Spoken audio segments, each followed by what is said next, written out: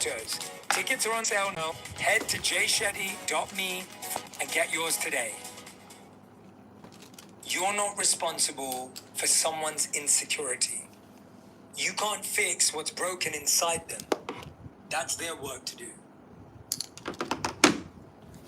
Okay.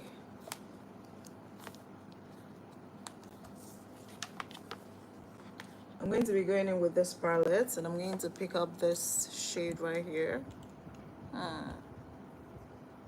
This one. I'm actually going to be mixing all of this. 1, 2, 3. Okay. So first things first, I'm just going to pack this in the. Oh, that is too. I was hoping for something a little bit more brown. Actually, let me just switch my palette. I'm going to use this one from, what is it called now? Huda Beauty. It's called the Love Fest palette.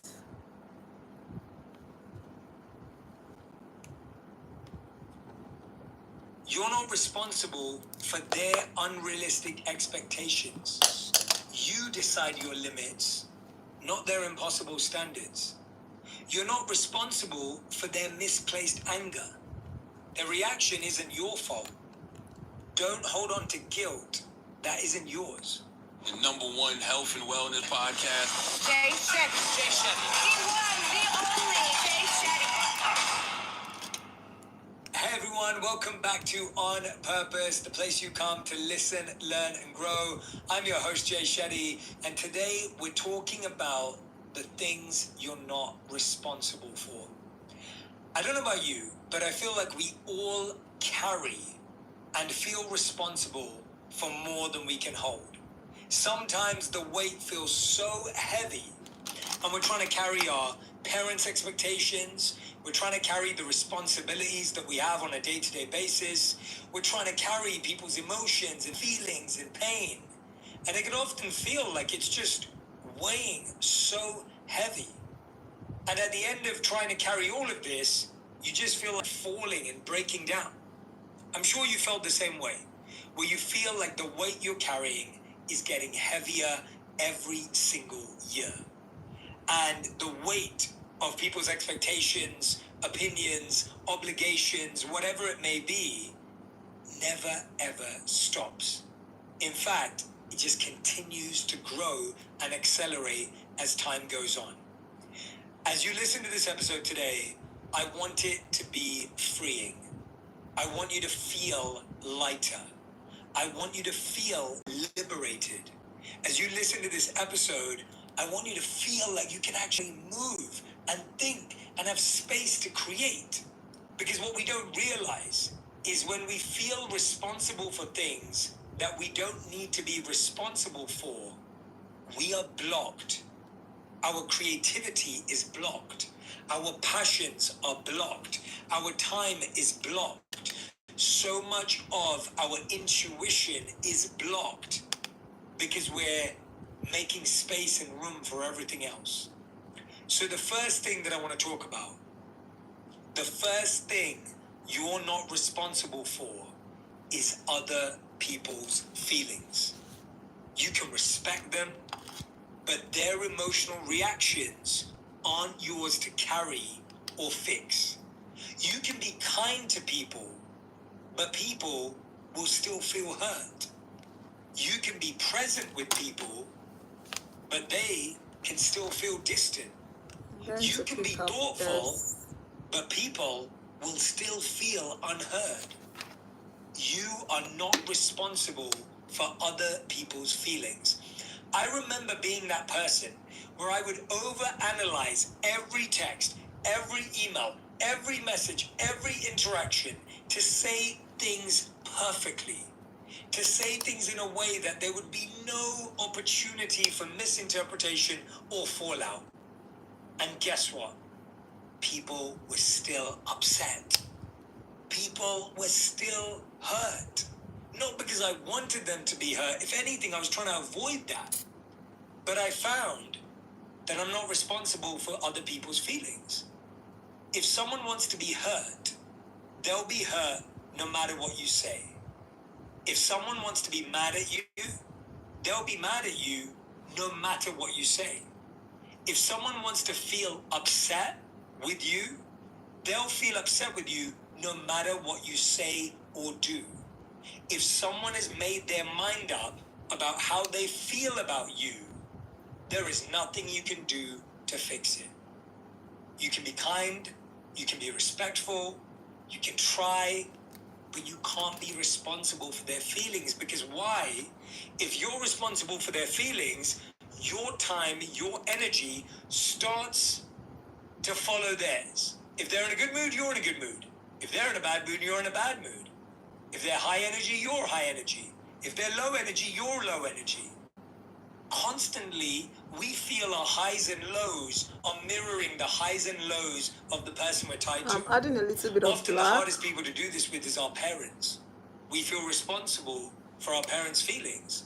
So when your parents going through something really, really difficult, maybe they're going through a transition, maybe they're going through a shift or a change, and all of a sudden, not only are you constantly thinking about their feelings, you feel responsible for them. You feel it's your job to make today a great day for them. You try and change everything, you change your whole routine, you call them first thing in the morning, you put aside other tasks, and by the way, this is all well-intentioned. And it's a beautiful act of love. But what we don't realize is we haven't helped them develop the emotional skills and tools they need. You're trying to be a mood shifter, a mood changer for that person, rather than putting the control in their hand. It's almost like saying, hey, I'll decide what to watch tonight. Hey, I'll decide what to order tonight. And sure, it can be great to create that space in the short term. But long term, the goal is to equip that person with the ability to make choices about their own feelings. Trust me when I say this. This is not about being hard-hearted. It's not about not caring. It's not about not loving someone you really, really love. It's about recognizing that real love is helping someone learn how to choose their feelings and emotions. You're not helping someone if you're debilitating them. You're not helping someone if they're dependent on you to feel good. If someone's dependent on you to feel good, you have not helped them, you've stalled them. Think about that for a second. If someone is dependent on you to feel happy, you have not helped them, you've actually hurt them. Because that means when you're not available, when you're not accessible, when you're not capable, when you don't have time or space, that person can't. I'm using ginger from the Carnival 3 palettes, and I'm just using this to kind of blend and diffuse any harsh lines around my crease, and also to kind of diffuse the harsh line between the two colors that I placed in my crease as well. Okay, I'm just going to keep blending this until I am satisfied. I'm actually going to go back in and add more pigment just to darken this part a bit.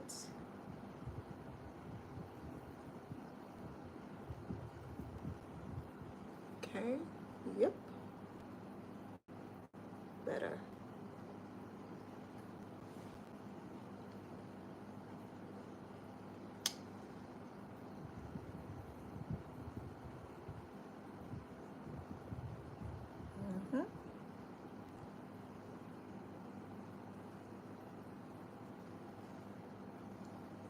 Okay, perfect. Ouch. Find that joy. I'm sure that's not what you want for them. So we don't want to feel responsible for other people's feelings. Hello to the one We person want that is to watching feel me. connected in helping them, supporting them, being there for them, but not responsible. Because when you're responsible for it, you then take it into your own life and start to carry it. The second thing you're not responsible for is how people perceive you. You can say everything right, and people will still think you're wrong. I'm just going to You grab can this speak the brush truth and people spray a will little bit still of think you're setting lying. spray on it. You can try to explain yourself and people will still misunderstand you. You are not responsible for how people perceive you. They might base it off a first impression. Something someone else said. Something they heard. If someone chooses to perceive you based on another person's opinion of you, Wow, I that love how means pigmented they this don't is. want to get to know you. And that was exactly why I Let me sprayed say down that my again. brush. If Sorry, let me someone pause base this. it, So the reason I sprayed down my brush is so I can get this amount of pigmentation on my brush, and I'm basically just pressing this pigment. Well, the shimmer is from this palette as well. I'm just mixing this green and this one. Also, it's preventing any fallout. So press this in. I'm also taking it gently to my crease. Hello. I'm so sorry. My phone is very far away from me, so I can literally not see anything. But hello, I'm from Nigeria. Thank you for joining my live.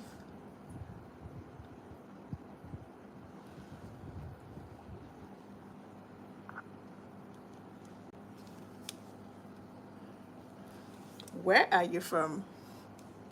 Where are you watching me from? I'm just going to do the same thing on this eye as well. I think I need a little more setting spray.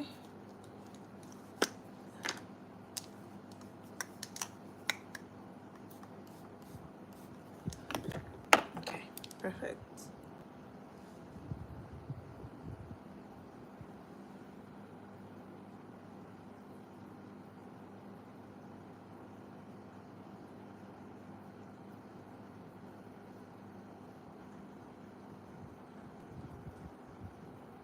Oh, interesting. I'd love to visit the US someday. And I have family and friends that live in the US actually. I have a friend that lives in Texas.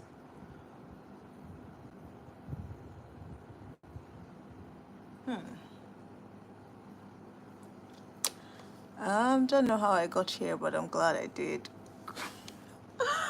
Oh my goodness, you're making me blush. Thank you. Thank you for the compliment. And I'm glad you're here. Okay, so I'm going to go ahead and take like a small blending brush. See how small this is. By the way, I'm going to put this up because I have a camera up there as well that is recording for Instagram and TikTok. So I'm just going to blend this area, just my crease, just kind of diffuse any hash line that is there. I'm also going to do the same on this side.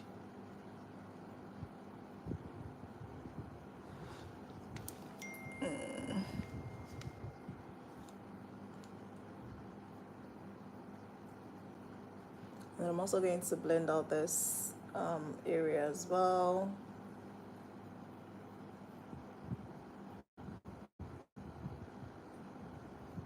Okay, perfect. Okay, I think I'm going to add more shimmer in this area, just right here.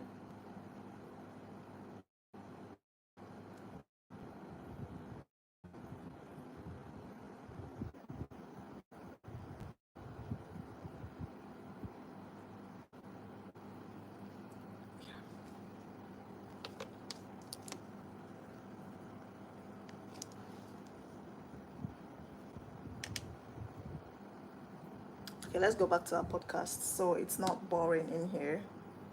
their perception of you based on how another person perceives you. By the way, how is Houston weather today? It's been raining cats and dog in Lagos, Nigeria. By the way, I live in Lagos, Nigeria. It's one of the largest cities in Nigeria. Actually, it is the largest city in Nigeria. So I live here, and it's been raining cats and dogs, and I decided to come on here and just do this live. This is actually my first live. So yeah, how is the weather in Houston? Tell me.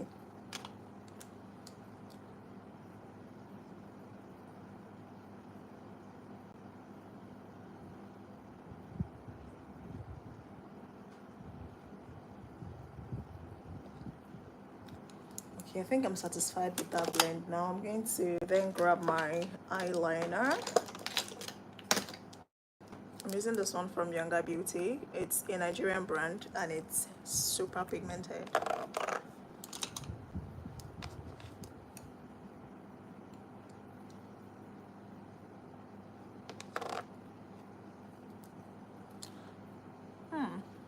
Okay, nice.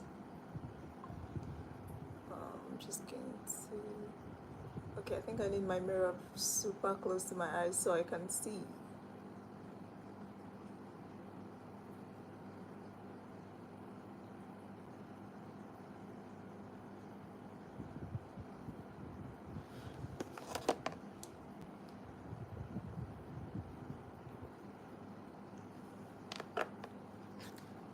Um,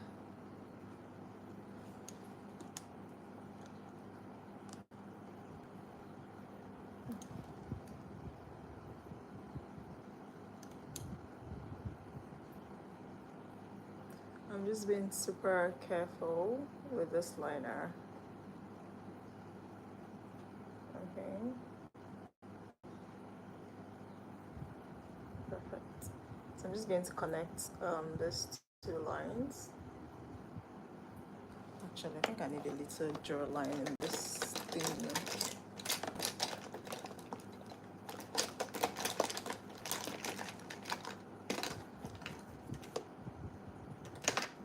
Okay, I can't find it.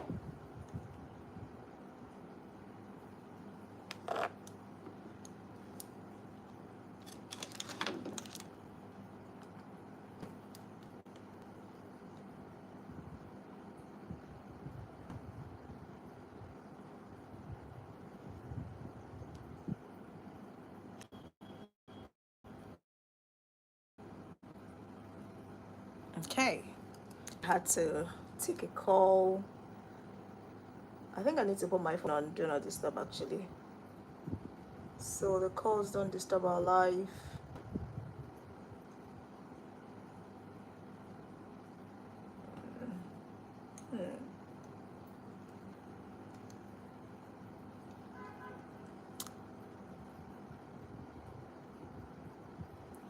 Okay, let's play something on my other phone.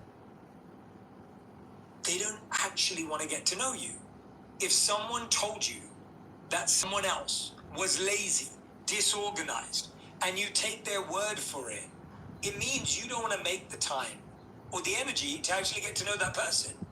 Because chances are, if you did get to know them, you might realize that just like all of us, they're lazy in some ways, but they're organized in other ways. So if we're using people as our shortcuts to learn about people, then guess what? We don't want to deeply get to know that person. So you're not responsible for how people perceive you, because people will perceive you through all sorts of ways. Think about this for a second. What's the one word someone would use to I describe struggle you with lining my if they eyes. saw you So just give me a few but didn't minutes. speak to I'll you? figure it out. Second question. How would someone describe you in one word if they spoke to you for a few minutes? Now, imagine if someone spoke to you for a few hours. I'm guessing there's a big difference in how someone perceives you when they see you and don't speak to you, when they speak to you for a few minutes, and when they speak to you for a few hours. That's definitely true for me, right? I feel like if someone saw me, they may have a certain perception. If someone spoke to me for a few minutes, they'll have another perception. And if someone spent hours or months or years with me, they'll have a different perception. How can you possibly be responsible for how people perceive you when the way people see you is the way they see the world? The way people see you is how they often look at themselves. The way people see you is how they feel seen or unseen Okay, in the past. I think I prefer. The way people see I think I you prefer this liner is to based this on one. someone else they met that was kind of like Let me you. actually reduce the volume There on are this. so many touch points I hope you guys as to can how hear me. someone Oh, I hope deciphers you can and hear me. The one decides person that is how they watching me, I hope perceive you can hear me. You could try and be really nice, and someone will say they're trying too hard. You could be a little standoffish, and people will say, oh, they're really distant and absent. You could try and be really interested and curious, and people will say they ask too many questions. You could be a little more introverted, and people say, well, they suck the energy out of the room. How people perceive your silence is different. Some people perceive it as a strength, as a power. Some people perceive it as a weakness. I really understood this when I lived in the monastery and we were exposed to this idea of humility. And humility was seen as the number one quality that humans could aspire for. But today, when people demonstrate humility, people often think of it as low self-esteem, or they think of it as low self-worth. They don't value it. They value someone who's got a bit of swag, who's got a bit of confidence. But for the monks, humility is the greatest sign of confidence. The ability to accept what you know and what you don't know. To be honest about your strengths and your weaknesses. To be clear about what you're good at, what you're bad at. That's reality. But today we reward people who feel confident all the time. People who look like they have it all together. Perception is also different all across the world. And how we receive people's praise and perception is fascinating. I remember looking at a case study of the performance company Cirque du Soleil. You might have even heard of them, or you might have even been to see a show. In some parts of the world, when the acrobats would jump through a hoop, triple flip backwards, land on their feet, fall through a hoop of fire, the audience would go crazy. The audience would be applauding, praising, shouting, screaming, losing it. And the acrobats would feel acknowledged and seen. And in some other cultures around the world, the acrobats would finish a show and feel like they flopped. They'd feel like they failed. Why? Because the audience didn't clap as loud. The audience didn't shout as loud. The audience didn't scream as loud. But here's the fascinating thing about that. When Cirque du Soleil went and did some studies on this, they realized certain cultures don't show their emotions and their praise as expressively. Someone could be clapping like this and feel the same level of excitement as someone who's on their seat, jumping and shouting. They actually had to train the acrobats to realize that different cultures express appreciation differently. Some cultures have the ability to be so expressive, to be so emphatic, to be so verbally congratulatory that they'd feel it. But they had to give the same performance when the audience didn't respond that way. I'm just using the same shimmer shade that I used on my lid to highlight the lower lash line, my lower lash line. But I'm also stopping halfway. I'm not going all the way through. You will always be on a stage. You will never feel you can take the mask off. You will feel like every word you say and every act and every thought and every behavior is under scrutiny. This is known as the spotlight effect, where you I have a little feel bit of that your whole life is constantly being fallout. analyzed. So I'm going to use this So Huda before someone else Beauty can Ube analyze birthday you, cake. you analyze That's what I yourself. used to. You filter yourself, you edit yourself. That's what I used to set my under eyes. So I'm going to use it to kind of dust off that fallout that is underneath my eyes.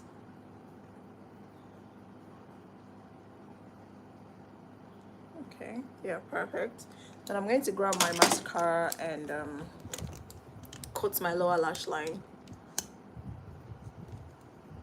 So I like to angle my mirror like this so I can kind of look up, so the mascara does not mess up my under eye area.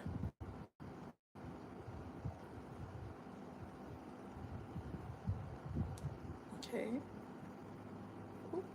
You have to be super careful so you don't stain any part of your face. You're perfect. So I'm going to do the same thing.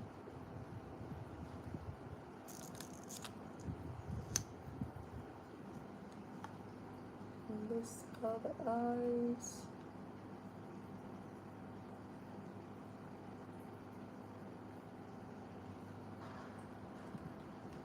Yeah.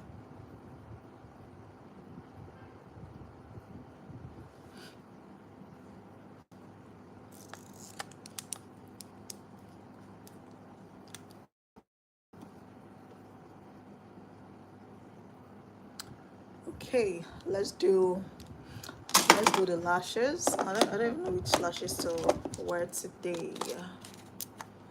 What are we doing today? Let's see. I have this new pair from a Nigerian brand as well. It's really beautiful. I don't know if I should wear this. Yeah, I think I'll wear this. Well, let me see if there's something else. Nah, too much. Too small.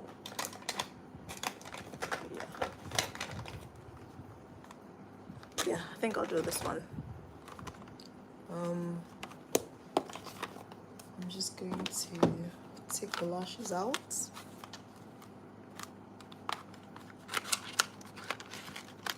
I might do this. This is going to be here.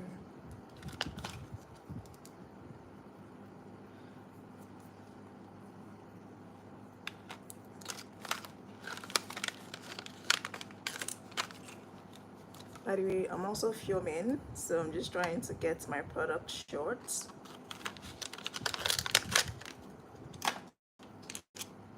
Okay, this is really nice. I love it.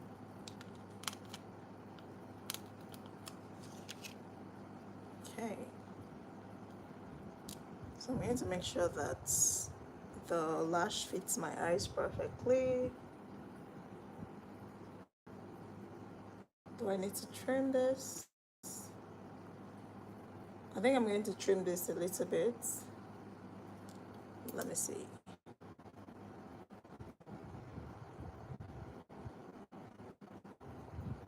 Yeah, I'm going to trim it just a tiny bit. If I can find my scissors. Can I find my scissors? Let's see.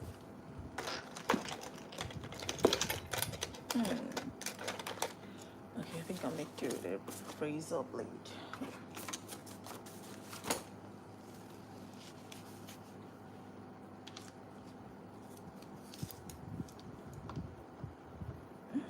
I'm just trying to trim off the ends and the excess. Oops. Okay.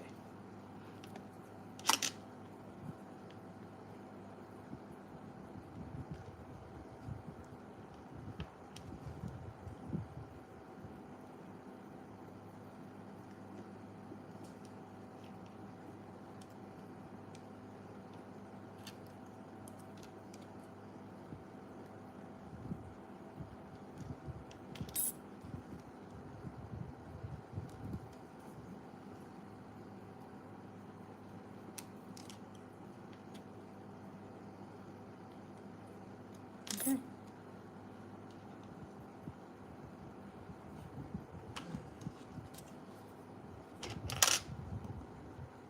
You overthink yourself, and now guess what? You get more and more distant from the person you are. You're not responsible for how other people perceive you. I couldn't be more excited to share something truly special with all you tea lovers out there. And even if you don't love tea, if you love refreshing, rejuvenating, refueling sodas that are good for you, listen to this. Radhi and I poured our hearts into creating Junie sparkling tea with adaptogens for you because we believe in nurturing your body, and with every sip, you'll experience calmness of mind, a refreshing vitality, and a burst of brightness to your day.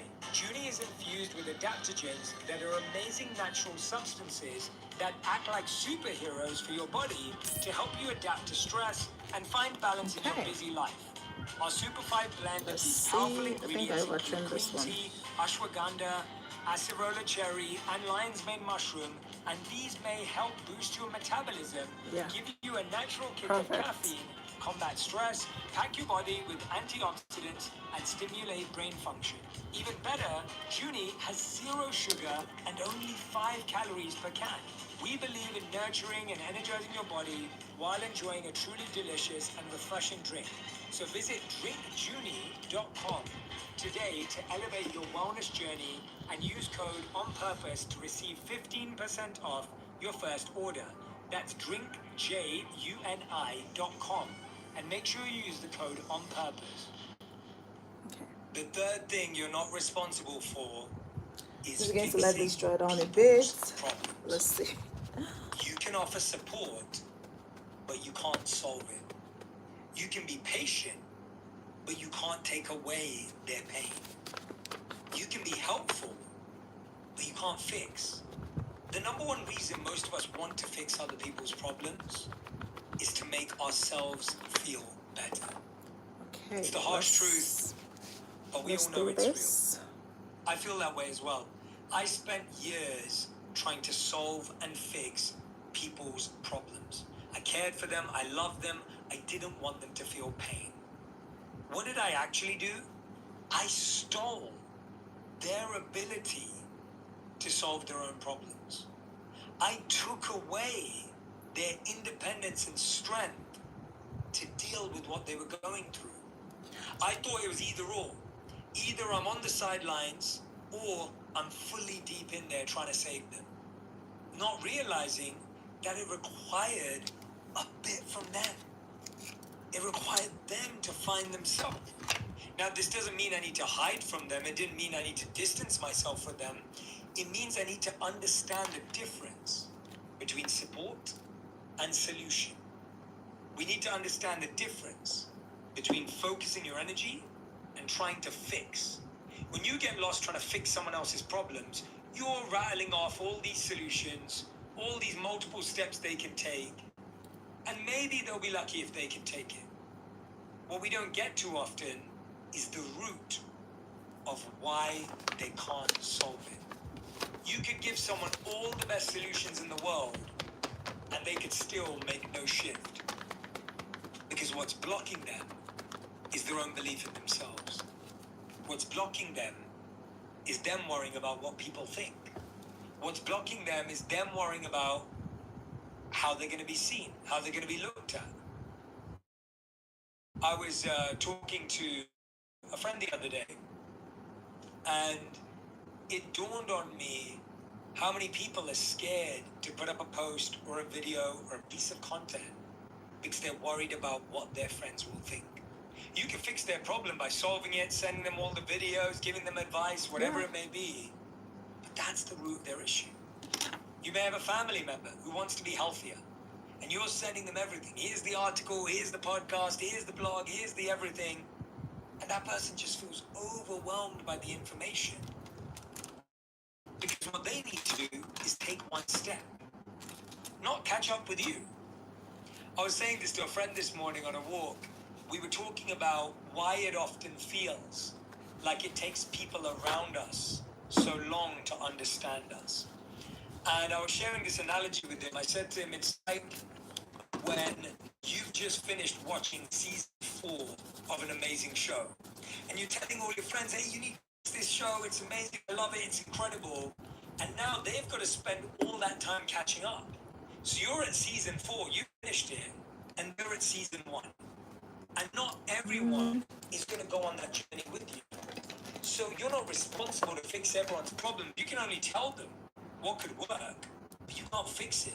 That person has to watch the show, right? That person has to make the time. The person has to Segments commit is to all so the episodes of beautiful. the show, and that's entertainment, let alone growth.